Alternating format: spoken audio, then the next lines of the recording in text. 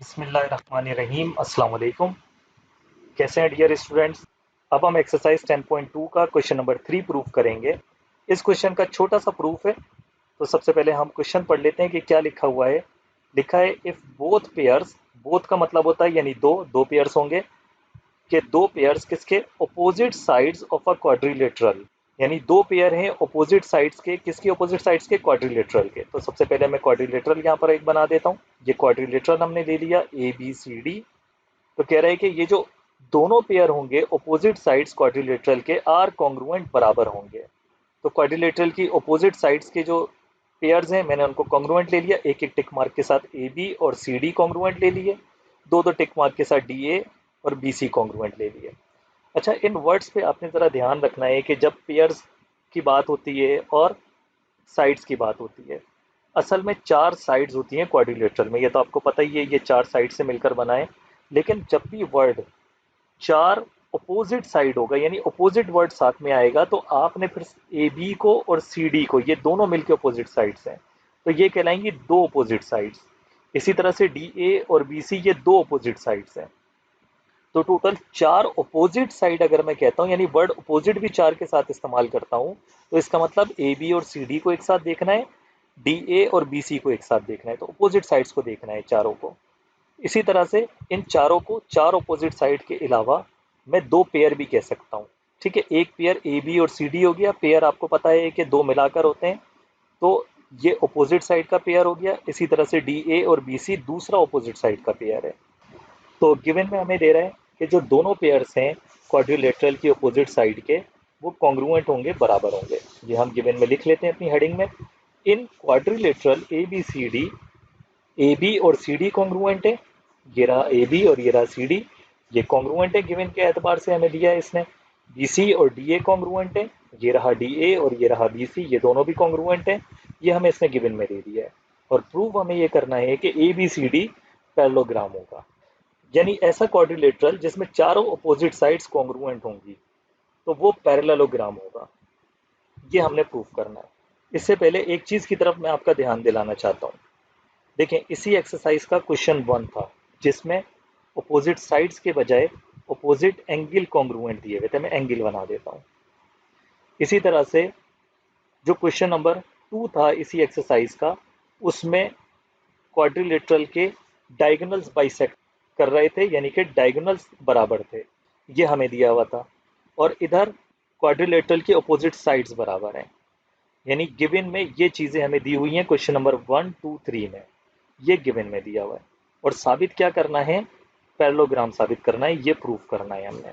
तो आपको याद है थ्योरम 1 10.1.1, उसमें क्या था, पैरेललोग्राम गिवन में दिया हुआ था, ये गिवन में था, और यही तीनों चीजें हमें प्रूफ करनी थी, हमने प्रूफ की थी।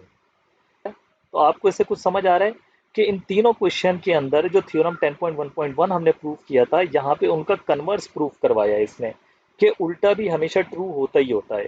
थ्योरम 10.1.1 में हमें कहा था कि पैरेललोग्राम है तो आप प्रूफ करें कि उसके अपोजिट एंगल कॉन्ग्रुएंट होंगे, अपोजिट साइड्स कॉन्ग्रुएंट होंगी, और डायगोनल्स बाइसेक्ट करेंगे। ये प्रूफ करना था हमें, और पैरेललोग्राम गिवन में दिया था। यहाँ तीनों क्वेश्चन के अंदर हमें वन बाय वन ये तीनों गिवन में दिए गए हैं और पैरेललोग्राम प्रूफ करना है कन्वर्स से। सो इट मीन्स कि जो थ्योरम 10.1.1 है उसका कन्वर्स भी हमेशा ट्रू होता है। तो यहाँ पे ये क्वेश्चन नंबर 3 है, यहाँ पे अपोजिट साइड्स दी हुई है हमें।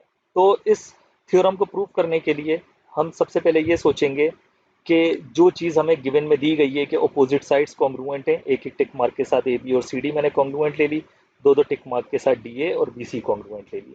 तो हमने ये सोचना है कि गिवन को इस्तेमाल करते हुए किस तरह मैं इसको पैरेललोग्राम साबित करूं।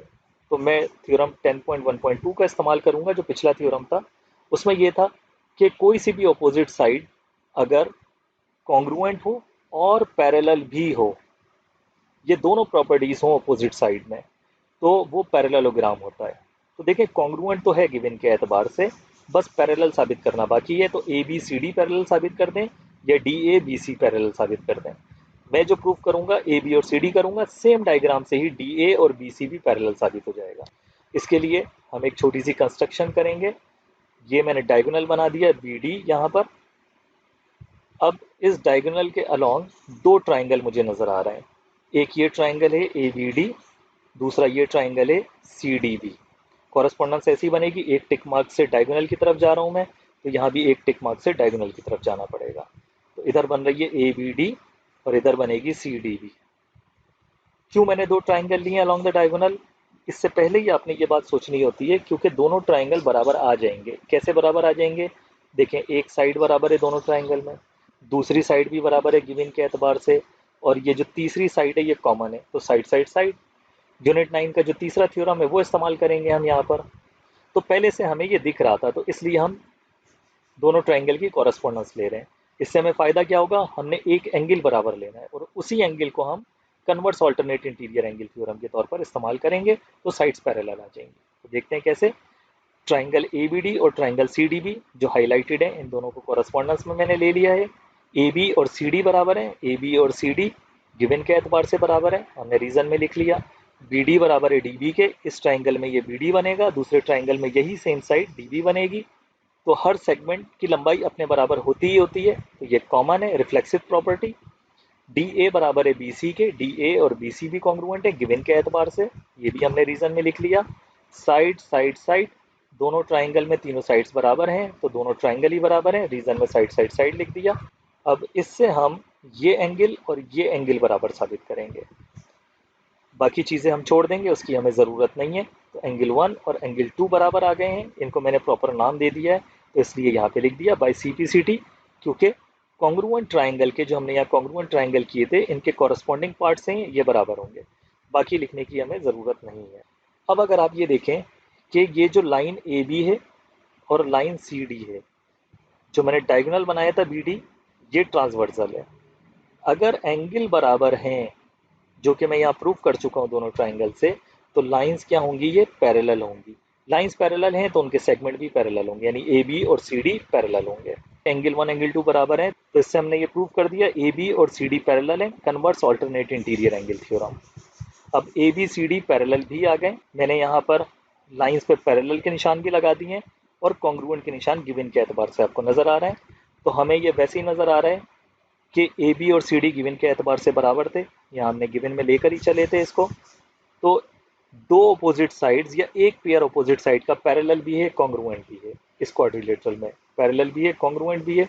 तो ये एक पैरेललोग्राम है थ्योरम 10.1.2 के मुताबिक। तो A B C D is a parallelogram theorem 10.1.2, क्योंकि opposite sides of a quadrilateral are parallel and congruent.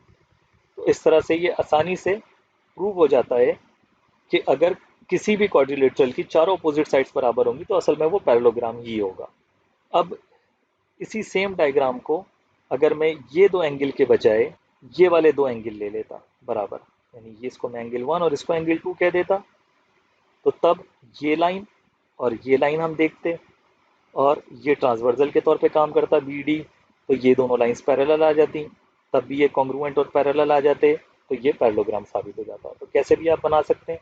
Exam में जो आपने डायग्राम बनानी है वो ये वाली डायग्राम बनानी है आपने, ये पैरेलल वाले सिंबल आप नहीं डालेंगे इसमें, ये आमतौर पर हम नहीं बनाते हैं, ये मैंने आपको सिर्फ दिखाने के लिए, ताकि डायग्राम देख के आपको आसानी हो जाए, आप भूले ना कि क्या काम चल रहा है, क्या क्या चीज़ें हमें दी हुई हैं, क्या प्रूफ कर दिया है, तो आपको ईजिली सारी चीज़ें दिख जाएँ डायग्राम के अंदर ही। सो होप कि आपको ये आसान सा क्वेश्चन समझ आया होगा, आसान सा प्रूफ था। लेकिन फिर भी आपको कोई कन्फ्यूजन होती है तो आप मुझसे कमेंट बॉक्स में पूछ सकते हैं, मैं आपको आंसर कर दूंगा। तो नेक्स्ट वीडियो में नेक्स्ट क्वेश्चन के साथ आपसे मुलाकात होती है, तब तक के लिए अल्लाह हाफिज़।